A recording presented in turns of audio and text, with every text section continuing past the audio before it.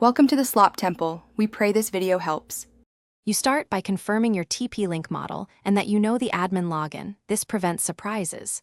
Once done, connect your computer directly to the router using Ethernet for stability or use the existing Wi-Fi. Next, open a browser and type the router's IP address. Common addresses are 192, 168, 0, 1 or 192, 168, 1, 1. If prompted, enter the admin username and password. Leave the web interface open, because that's where you'll change both the Wi-Fi name and password. You'll now locate the wireless section in the TP-Link web interface. Some models label it wireless or wireless settings.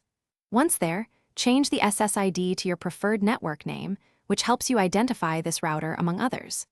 Make sure to set security to WPA2 or WPA3 if supported, because those protocols are secure and widely compatible.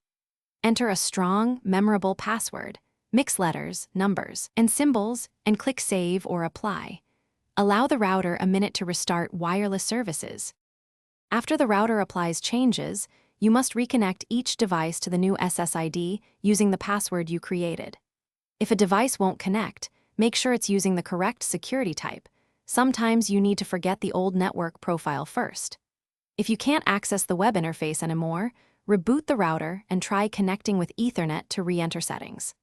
As a last resort, perform a factory reset by holding the reset button for about 10 seconds. Then reconfigure from scratch. This erases custom settings. Thanks for watching. Consider subscribing if we helped you.